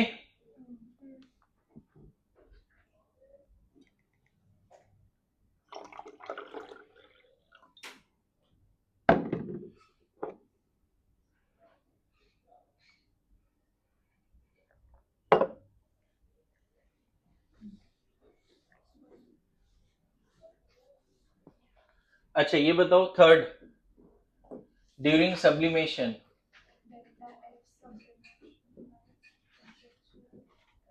बहुत सिंपल है, ज्यादा डिफिकल्ट नहीं है। सॉलिड से डायरेक्ट गैस गया तो del S sublimation delta H sublimation by temperature at which sublimation occurring, sublimate temperature, melting point boiling point नहीं, सब्लिमेट टेम्परेचर। ठीक है, इजी है। और पता है ये बार बार क्यों लिख पा रहे हैं, क्योंकि टेम्परेचर कांस्टेंट है तो इंटीग्रल से बाहर आ जाता है, और डीक्यू रिवर्सिबल का जो इंटीग्रेशन पूरा निकल के आएगा वो कितना है, डेल एच सब्लिमेशन के बराबर आएगा। तो फेज चेंज समझ में आ गया सबको, बोलिए। अभी तक ध्यान रखना, हम लोग सेकेंड लॉ हेडिंग तो दिए थे लेकिन सेकेंड लॉ पे आई नहीं है अभी तक। अभी पहले सेकेंड लॉ को समझ ले कि एंट्रोपी समझने का कोशिश चल रहा है, फिर सेकेंड लॉ समझेंगे। ठीक है, यहां तक समझ गए। अच्छा यहीं पे अगर तुम्हें लिखना है ड्यूरिंग रिएक्शन तब, वो तो पहले ही बता दिया है लेकिन फिर भी बता देता हूं एक बार दोबारा। डेल एस ऑफ रिएक्शन, अच्छी बात है क्वेश्चन में दिया रहेगा, रिएक्शन के समय दिमाग ही नहीं लगाना है। अच्छी बात है कि एंट्रोपी ऑफ रिएक्टेंट प्रोडक्ट दोनों का डेटा दिया रहेगा, प्रोडक्ट माइनस रिएक्टेंट कर दो।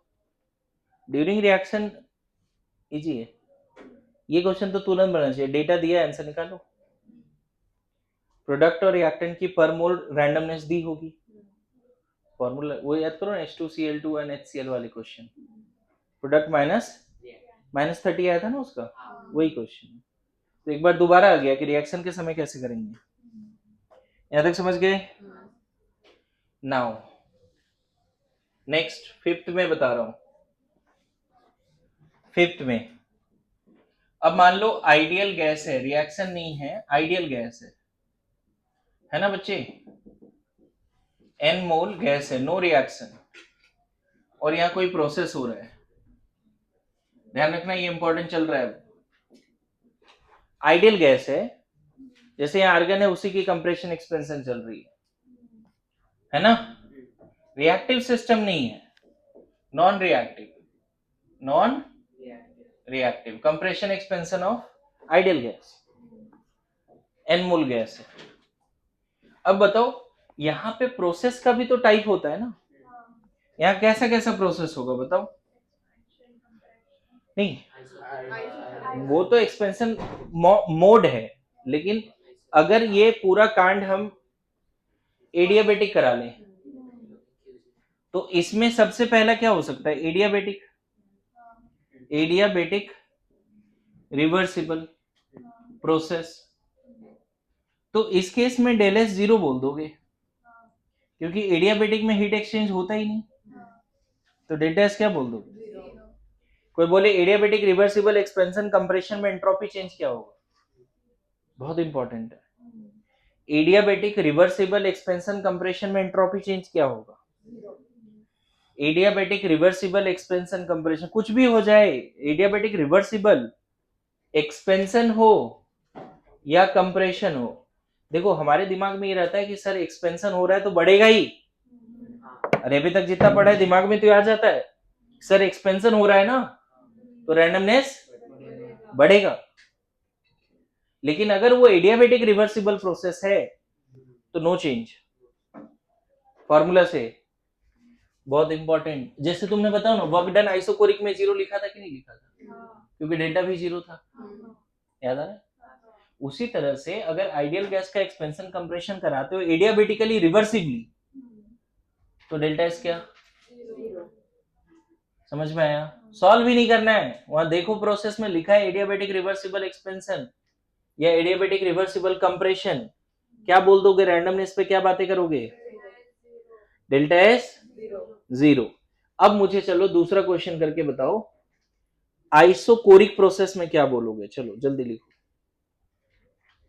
In isochoric process del S बता दो। आइसोकोरिक मतलब समझते हो? इनिशियल फाइनल में गया, सारा पैरामीटर चेंज हुआ, वॉल्यूम चेंज नहीं हुआ, इनिशियल वॉल्यूम फाइनल वॉल्यूम बराबर है। अरे yes no, initial volume final volume बराबर है,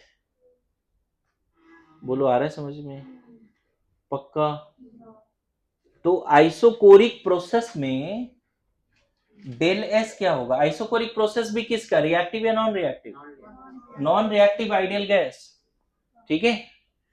बी पार्ट इसी में, आइसोकोरिक रिवर्सिबल प्रोसेस, ध्यान रखना रिवर्सिबल ही है, बार बार इस फॉर्मूला में डीक्यू रिवर्सिबल रहता है, इरिवर्सिबल आइसोकोरिक मत बोलना।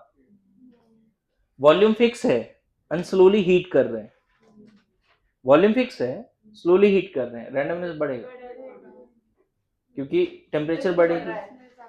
वॉल्यूम फिक्स है, स्लोली हीट बाहर निकाल रहे हैं, समझ में आया? तो इस केस में फॉर्मूला क्या लिखेंगे? पहले तो आइसोकोरिक फर्स्ट लॉ क्या होता है? Del E equal to Q plus W होता है, अरे यस होता है, बढ़िया। और आइसोकोरिक में डब्ल्यू 0, तो डेली किसके बराबर हो गया? क्यू के बराबर हो गया, बोलो। अगर दोनों तरफ डिफरेंशिएट करें तो डीई किसके बराबर होगा? डी क्यू के बराबर होगा, नहीं डी क्यू वी ना, क्योंकि आइसोकोरिक है। और डी क्यू वी का फॉर्मूला पता है क्या होता है? N C V d T, n C V d T, ideal gas है, मोल्स फिक्स है। अब देखो कैसे डिराइव हो जाएगा, डी क्यू क्या लिखा है आइसोकोरिक में? किसी भी फॉर्मूला में डी क्यू तो यही है ना, सॉरी डी एस क्या है? D Q reversible by T. किसी भी प्रोसेस में रिवर्सिबल में हम एंट्रोपी चेंज का क्या फॉर्मूला लगाएंगे? Integral of D Q by T. और डी क्यू के जगह पे हम क्या रख सकते हैं यहाँ पे? अब आइसोकोरिक के लिए n C V D T by T, N और सीवी बाहर आ गया, integral of D T by T आ गया, कितना लिख दें? N C V L N T two by T1, क्योंकि इसकी लिमिट होगी ना बच्चे। आइसोकोरिक है तो इसका ये थोड़ी मतलब टेम्परेचर नहीं बदलेगा, T1 से T2 जाएगा, बोलो। तो delta S in case of isothermal isochoric reversible process 2.303 n CV log T2 by T1। और आइसोकोरिक के लिए गाइडिंग इक्वेशन होता है P1 T1 equal to P2, P1 by T1 equal to P2 by T2। तो यहां से T2 by T1 P2 by P1 भी होगा। तो तुम ये भी फॉर्मूला रख सकते हो 2.303 NCV log P2 by P1। फिर से रिपीट कर रहा हूं, आइसोकोरिक रिवर्सिबल में ये फॉर्मूला रट लो, समझे? आइसोकोरिक रिवर्सिबल एक्सपेंशन और कंप्रेशन।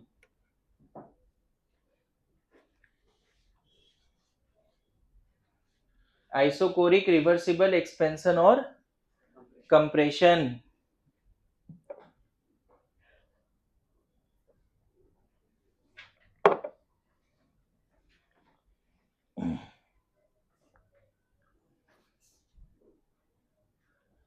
क्या डिराइव हो रहा है?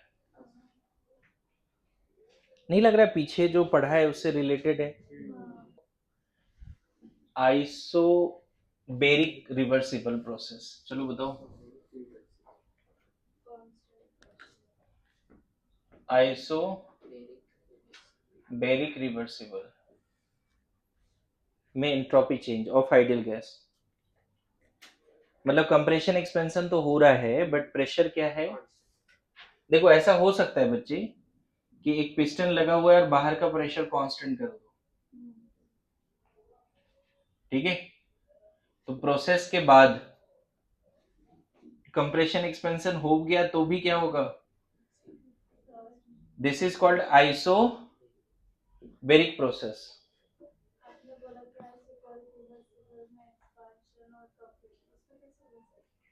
नहीं, एक्सपेंशन इन द सेंस कि टेम्परेचर बढ़ रहा है तो एक्सपेंशन बोल सकते हैं।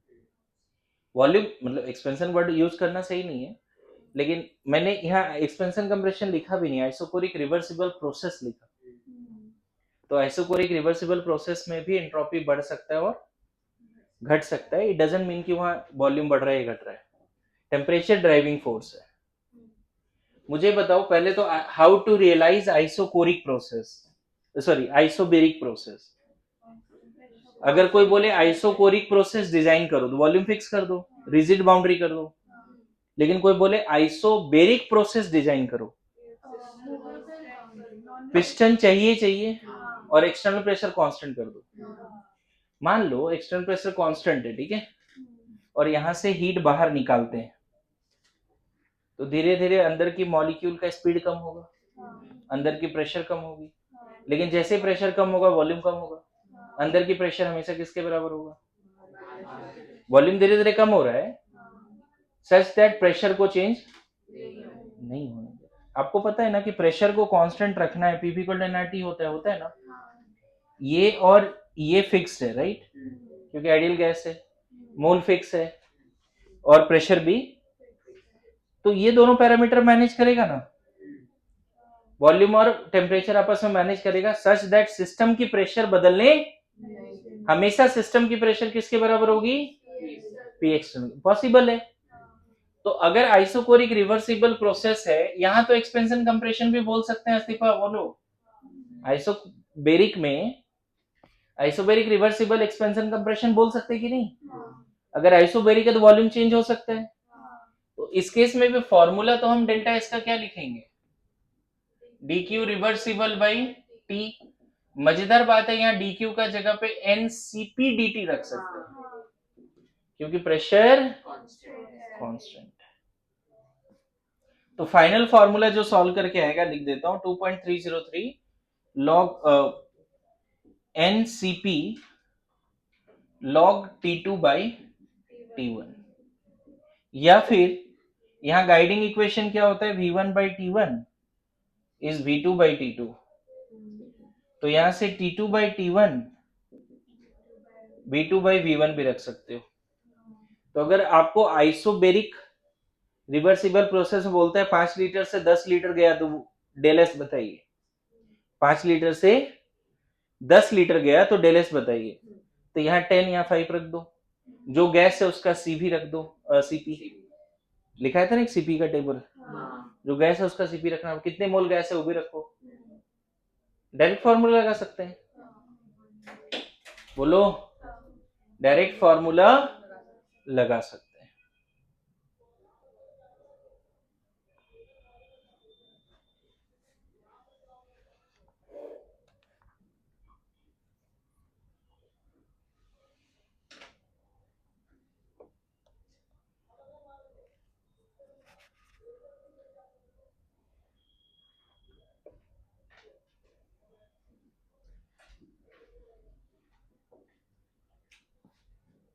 क्या समझ में आ रहा है?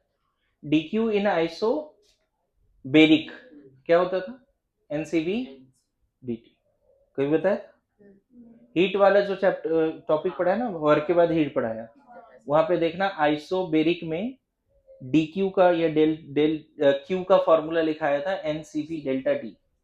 DQ अगर रखेंगे तो NCP DT। समझे?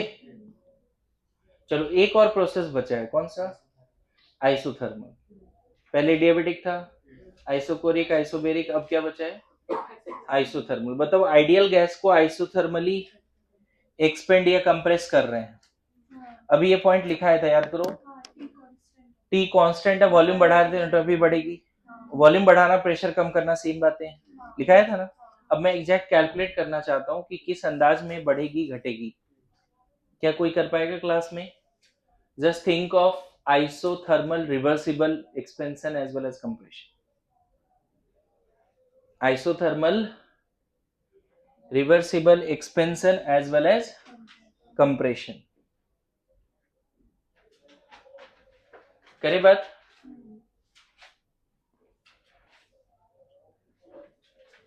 जितना बढ़ा रहा हूं नोट्स अच्छे से याद करना है। मॉड्यूल का थ्योरी नहीं भी पढ़ेगा चलेगा, नोट्स एकदम याद हो जाना चाहिए, है ना? क्योंकि मॉड्यूल में थोड़ा एक्स्ट्रा भी दिया हुआ है एनसीईआरटी के हिसाब से, तो उससे ज्यादा ही पढ़ा रहे हैं और उतना ही याद कर लें तो काफी है। क्या लिख दिया? Isothermal reversible process, expansion compression कुछ भी बोल सकते हो। देखो आइडियल गैस है ना बच्चे, आइडियल गैस है, बोलो। आइडियल गैस के लिए अगर आइसोथर्मल है तो डेली जीरो होता है, पढ़ा है कभी? बहुत पहले केटीजी वगैरह पढ़ा के अच्छे से समझाया था, है ना? तो Q प्लस W जीरो हो जाएगा फर्स्ट लॉ से, नहीं? Q equal to minus W हो जाएगा, DQ is equal to minus DW हो जाएगा, नहीं? हमें DQ चाहिए रिवर्सिबल, समझ रहे हो ना? क्योंकि हम वो फॉर्मूला लगाने वाले integral of DQ reversible by T। अच्छा W कितना होता है? Minus PdV। वो भी रिवर्सिबल का बात कर रहे थे, एक्सटर्नल की जगह पे इंटरनल यूज कर सकते हैं। तो DW कितना हो जाएगा? दोनों तरफ डिफरेंशिएट करेंगे तो माइनस PdV हो जाएगा, माइनस। वो वैल्यू अगर यहाँ रख दो, माइनस और माइनस कितना हो गया? DQ रिवर्सिबल किसके बराबर हो गया आइसोथर्मल में? माइनस और प्लस हो जाएगा ना, PdV हो गया। बोलो, अरे ये सुनो, पक्का?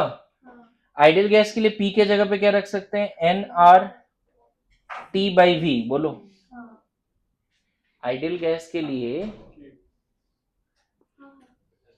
P के जगह पे क्या रख सकते हैं? nRT/V रख सकते हैं। अब हम वो फॉर्मूला लगा सकते हैं। डेल्टा एस क्या होता है? Integral of DQ by T होता है। DQ के जगह पे क्या रख देंगे? nRT/V ना, DV divide by T integral. DQ के जगह पे ये रख दिया, DQ के जगह पे ये रख दिया, T तो पहले से था वहां पे। अब देखो T और T कैंसिल हो गया, डेल्टा एस क्या मिला? Integral of n R V V by dV ऐसा, हाँ एन आर तो कांस्टेंट है, वो भी बाहर आ गया, डेल्टा एस तो डायरेक्ट लिख देता हूँ 2.303 n R log V2 by V1, direct integrate कर दिया।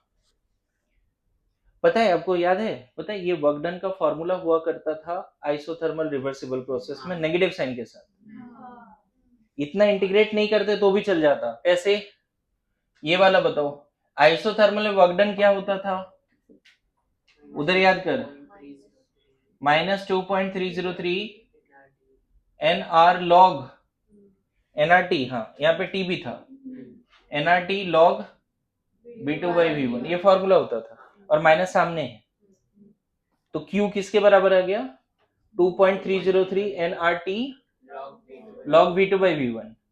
और बताओ ये पूरा Q dQ का इंटीग्रल, T कांस्टेंट है ना, तो T बाहर आ गया, dQ का इंटीग्रल Q मिलेगा, और Q के जगह पे क्या रख दिया हमने, 2.303 NRT log V2 by V1, नीचे T है और TT कैंसिल हो गया, वही आ गया कि नहीं लास्ट वाला, पता नहीं समझे या नहीं समझे, इतना इंटीग्रेट करने का जरूरत नहीं पड़ता, हम Q निकाल लेते,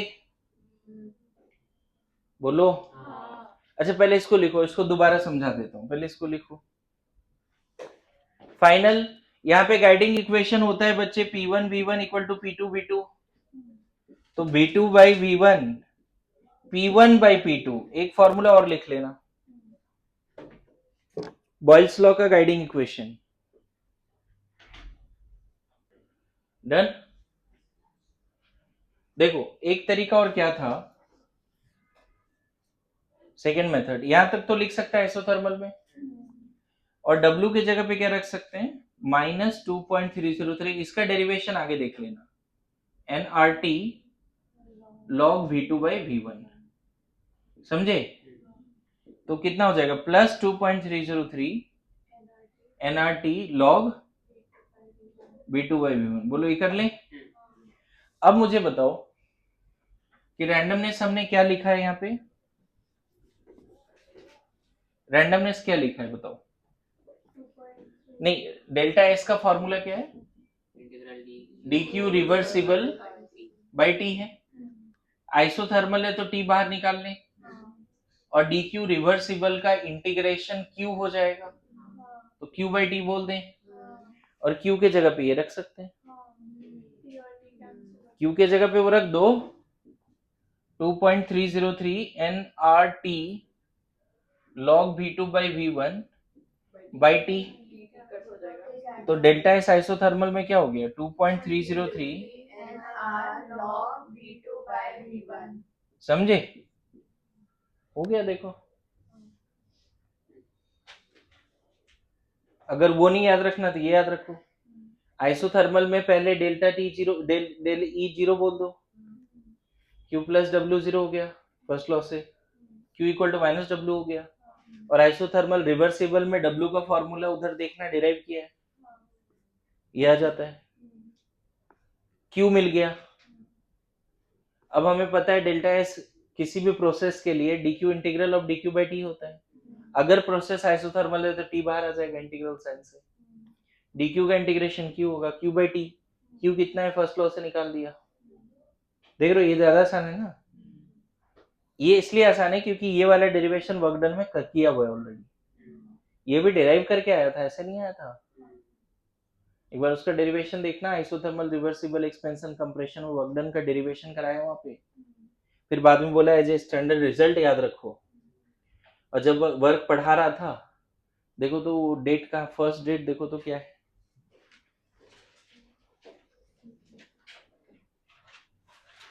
डेट लिखते हो कभी लेक्चर वाइज, मैंने बोला है लेक्चर वाइज लिखने के लिए, आज कौन सा लेक्चर है, फिर डेट क्या है, तभी तो लेक्चर 1 से लास्ट तक रिवाइज करते हैं, लेक्चर नंबर भी नहीं लिखते, डेट भी नहीं लिखते,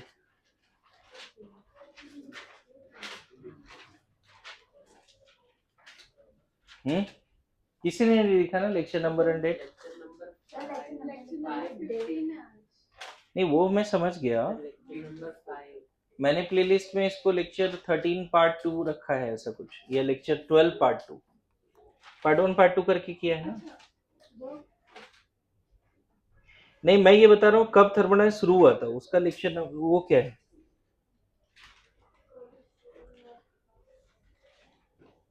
ये भी लोग नहीं बता पा रहे कब शुरू हुआ था। Very good. 20 दिसंबर हाँ 20 दिसंबर दिसंबर से चल रहा है। है ETC of matter in bulk. हाँ, पहला लेक्चर 20 दिसंबर को अपलोड हुआ है इधर, 20 दिसंबर। तो फिर से वर्क कब शुरू है? वर्क हाँ, वर्क का हो सकता है बाद में होगा। वर्क जनवरी में किया है। हाँ, लेकिन पहला लेक्चर 20 दिसंबर है ना?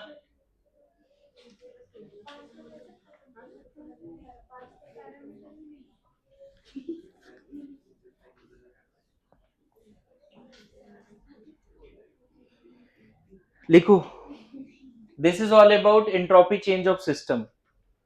Okay, this is all about entropy change of system.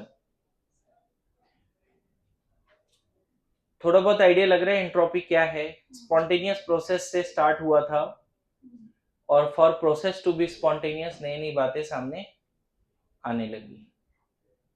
Energy भी क्राइटेरिया है और रैंडमनेस भी क्राइटेरिया है ना? ठीक है, मैं ये बोल रहा हूं कि कोई भी प्रोसेस होगा नेचर में, कोई भी प्रोसेस या रिएक्शन,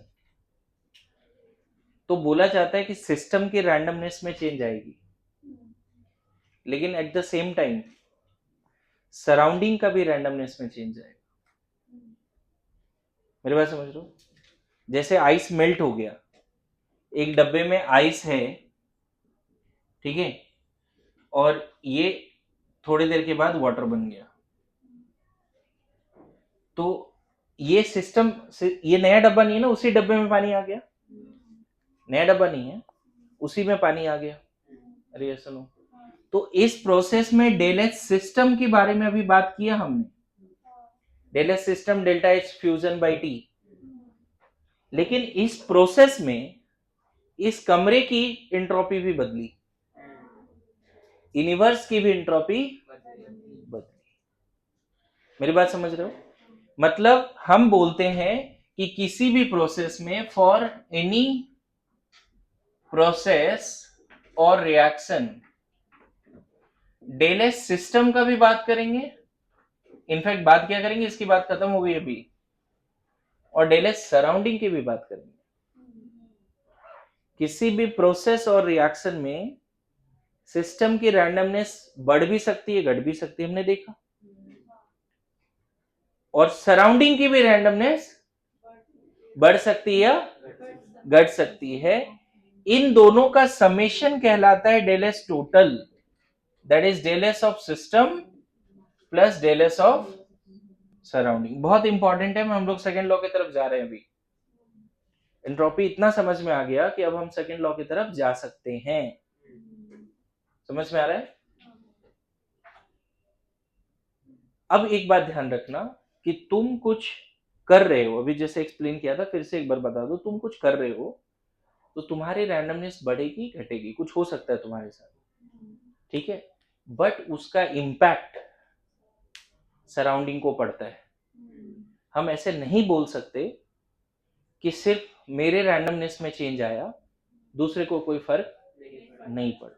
यूनिवर्स का लॉ ही ऐसा कि कहीं भी कुछ हो, इस अर्थ पे कहीं भी कुछ हो, उसका इम्पैक्ट उस एरिया में, उस सिस्टम में तो होगा ही, लेकिन पूरे अर्थ को भी होगा, पूरे यूनिवर्स को भी होगा, है ना? तुम एक टेस्ट ट्यूब में रिएक्शन करा रहे हो, तो उस रिएक्शन में चेंज आया, उसकी रैंडमनेस तो बदली, साथ साथ तो लैब की भी रैंडमनेस थोड़ी बदली, लेकिन ये फैक्ट है बच्चे कि सिस्टम का अगर रैंडमनेस बढ़ेगा तो सराउंडिंग का कम होगा, एंड वाइस वर्सा। किसी प्रोसेस रिएक्शन में दोनों बातें नहीं चलती कि इसकी रैंडमनेस बढ़ रही है तो इसकी घट रही है, इसकी भी बढ़ रही है।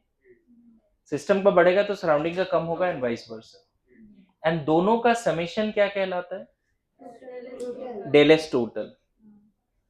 अब सेकेंड लॉ से बोला जाता है, सेकेंड लॉ ऑफ थर्मोडायनेमिक्स से, कि किसी भी प्रोसेस या रिएक्शन में del S total greater than 0 होगा ना, तो सिस्टम मस्ट बी, प्रोसेस और reaction must be spontaneous.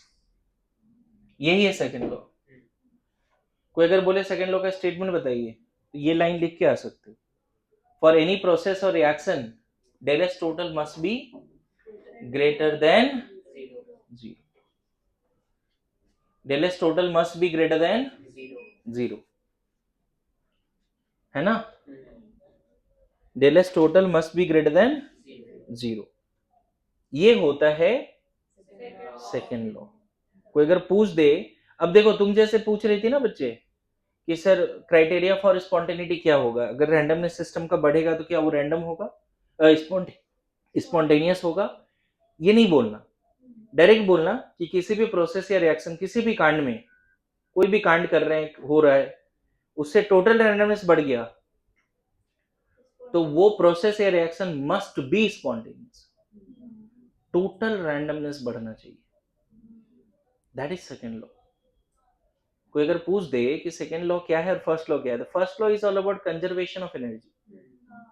Energy can neither be created nor be destroyed but can be converted to one form to another form, और उसका statement है del equal to Q plus W, mathematical form, है ना?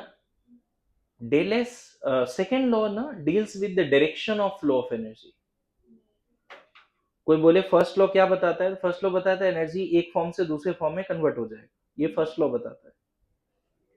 Second law, first law ये कभी नहीं बताता कौन सा फॉर्म से कौन सा फॉर्म, बस बोलता है हीट वर्क में होगा, वर्क हीट में होगा, किस कंडीशन में क्या होगा, हीट वर्क में जाएगा या वर्क हीट में जाएगा, इलेक्ट्रिसिटी से लाइट होगा नहीं होगा, एक फॉर्म से दूसरे फॉर्म में कन्वर्ट हो जाएगी, लेकिन किस डायरेक्शन में कन्वर्ट होगा वो सेकेंड लॉ बताता है। मेरे बात समझना, one form of energy can be converted to another form, this is first law, but what form will go to what another form, किस फॉर्म से किस फॉर्म में जाएगा स्पॉन्टेनियसली, वो कौन बताता है? Second. मतलब direction of flow of energy कौन बताता है? सेकेंड लॉ बोलता है, पता है पूरा स्टेटमेंट क्या है, कोई भी प्रोसेस या रिएक्शन जो वर्ल्ड में हो रहा है, अगर वो टोटल रैंडमनेस बढ़ा दिया तो वो प्रोसेस और रिएक्शन स्पॉन्टेनियस हो। अगर किसी प्रोसेस और रिएक्शन में टोटल रैंडमनेस कम हो गया तो नॉन स्पॉन्टेनियस, और टोटल रैंडमनेस अगर जीरो है तो वो प्रोसेस या रिएक्शन इक्विलिब्रियम पे हो। समझ में आ रहा है? अभी तक जितनी भी डिस्कशन थी वो किस पे थी? डेल एस सिस्टम पे थी। समझ में आ रहा है? नेक्स्ट क्लास में चैप्टर खत्म हो जाएगा, इस वीक में एक क्लास और लगाया है ना? इस वीक में आई गेस 4 क्लास है केमिस्ट्री की, 2 पवन सर की है और 2 मेरी क्लास है ना।